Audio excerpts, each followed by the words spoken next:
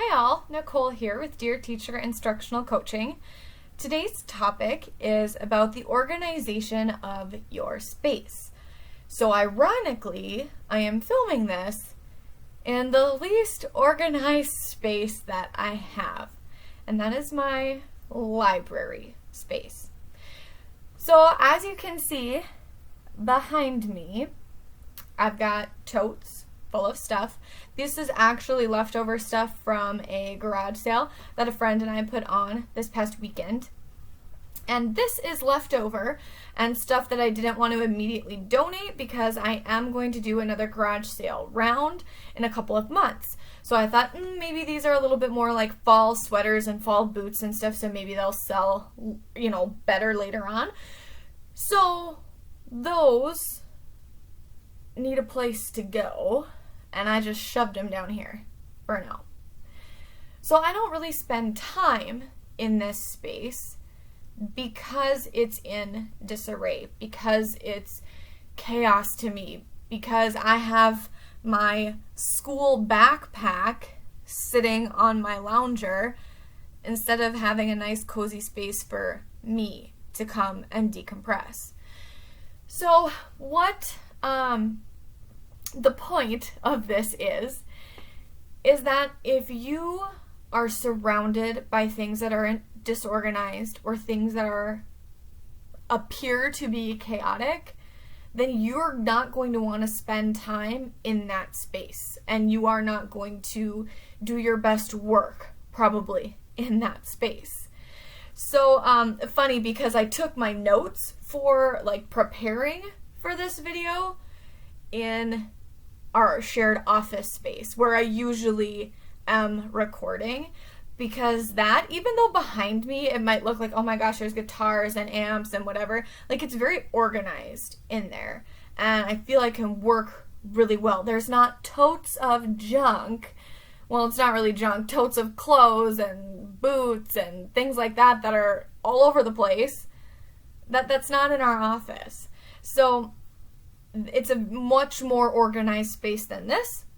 So that's a space that I could sit and get my thoughts together. If I sat in this room to try to get my thoughts together, it would be, I need to take care of those totes. So the power of cleanliness and the organization of your actual space is really, really important and something to be aware of. If you feel like you're just out of control, one of the easiest things to control is what you have physically around you.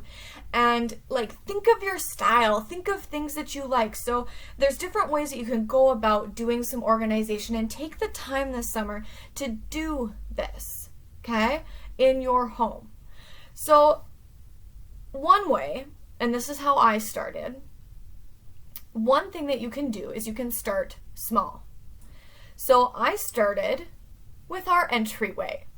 Yep, got a new rug, rearranged the closet, did a little different organization in there that is much better now, and bought a cute little cart stand where we can put our water bottles and coffee mugs and keys when we come and go. When we're setting stuff down to put our shoes on or put coats on, we needed something to set things on so we weren't putting stuff on the floor. And so I got our entryway looking the way I want our entryway to look. And so now every time I enter our home, it's immediately relaxing to me, because I have that very first entryway space exactly the way that I want it. So starting small, with something like an entryway, since that is your first point when you enter into a house. The other thing that you can do is you can start with a thing that is driving you totally crazy. And maybe it is that super small room, but this behind me is what's driving me the most crazy. So this is my next step, is to take care of this library space. So you can get organized one room at a time, but you can either start small or start with what's driving you absolutely nuts. The other thing that you can do when you're thinking about, well, I'm not good at that, I don't know how to do that, go to the thehomeedit.com. And it is the most beautiful website. It is the most beautiful Instagram follow. And it's seriously organizing your home. And during quarantine, they had started a 14-day challenge, which they extended to a 28-day challenge because quarantine just kept going. And so you'll see those posts and it'll say day 14, day 21, and it'll have a picture and then the challenge is underneath it. So that's another cool way that you could get started, is you could go on to the Home Edit and take a look at their blog or their Instagram page, and you can see what those challenges were. And just over the course of the next month, the next 28 days, go ahead and do those challenges. That would be a really good way to get you kick-started, and they're usually not huge. One of them was organizing your refrigerator, and I did that one day during quarantine because we still weren't 100% set with our plan with school, what we were, the platforms and the expectations and all those kinds of things. We were still getting that stuff organized and figured out. So I did some of those home edit challenges, and the one doing the refrigerator, and you would think that doing the refrigerator wouldn't be that big of a deal, but it made me feel real good every time I reached in to grab some milk. It was awesome to see my fridge looking so good.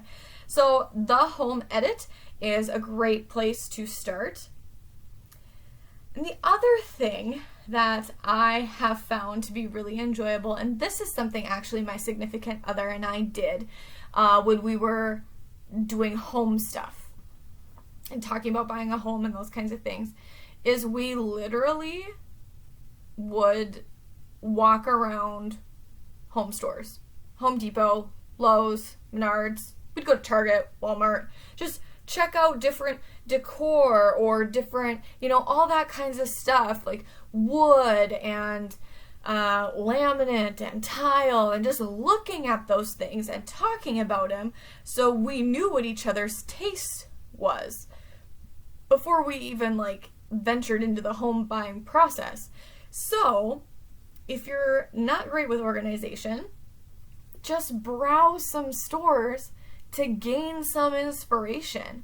So you can hit up Target. They're Project 62 line, phenomenal. So hit up Target. You can just go on Amazon if you wanted to and browse online. I more recommend walking around and actually seeing things in person.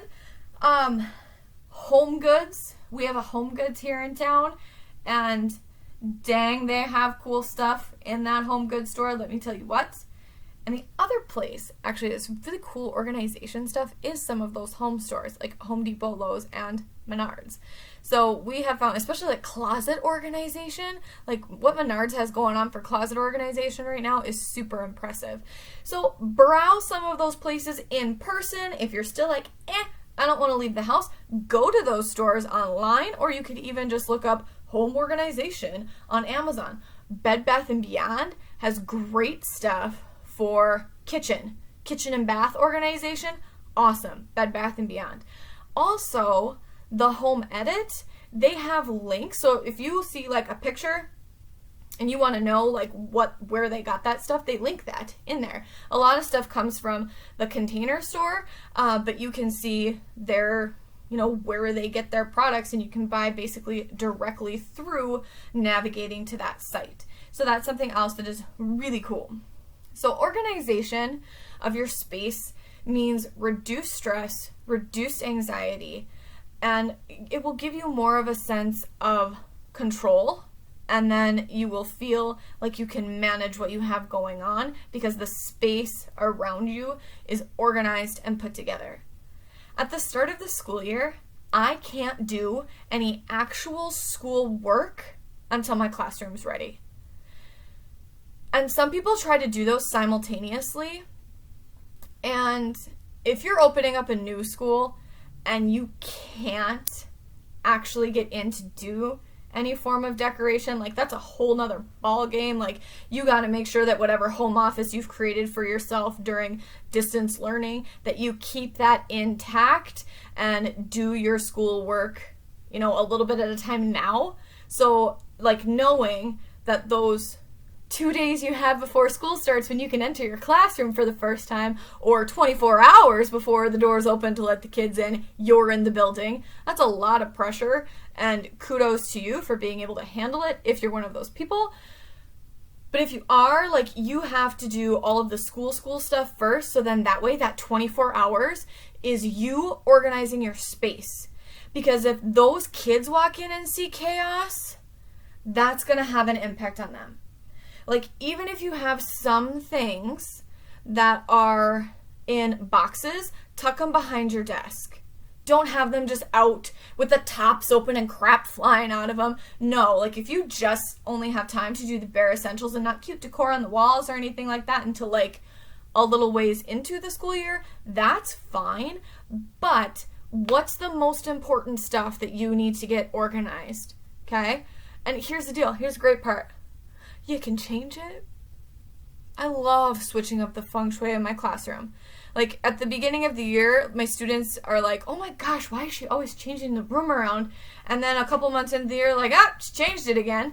I mean, like, it's just, you gotta switch it up sometimes. I actually usually just switch it up once a quarter now. But sometimes I'll still rearrange things here and there. But the whole point is that at least when they walk in, everything looks organized, everything has a place, and it gives them that sense of like calm and reassurance that this is a classroom that I could learn in. And for you as a teacher, that's a classroom you could teach in. However, if you are somebody who is gifted with more time, then I recommend going in well before in-service time starts. I am usually going into my classroom August 1. And we usually don't start in-service stuff until about the 17th-ish, 15th to 17th, mid-August, basically. But I want that time to see my room, to look around at some things, to figure out what I could do differently, what I could do better. Did I requisition anything different? And now I've got this, we got awarded a grant as an English department for different forms of seating. So like tables, chairs, kind of a little bit more flexible seating options. And so it's like, yeah, August 1, I need to be in there. And even if I don't have the physical furniture, I got to start planning it out. And it's funny because when I went to the district I was in before, when I was at Central Cass, and I first sat in that classroom, I think I literally sat in a chair for about 2 hours, trying, like straight, without moving, trying to figure out how I was going to function in that space. And it took a lot of brain power, it took a lot of work, it took a lot of creativity, but by the time I had started the year, it was to a point where I felt pretty comfortable with what was happening that first year. So you gotta take that time to get your space organized. So I encourage you this summer, organize your space at home. Take the time to do that.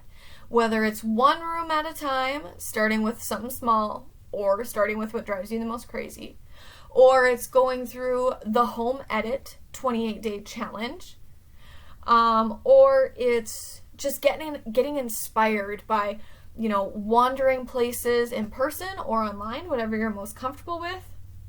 Get your home organized, and also think of it as practice for when you are going to organize your classroom, because now you're going to have some like tricks and ideas up your sleeve for when you get into that space in the fall.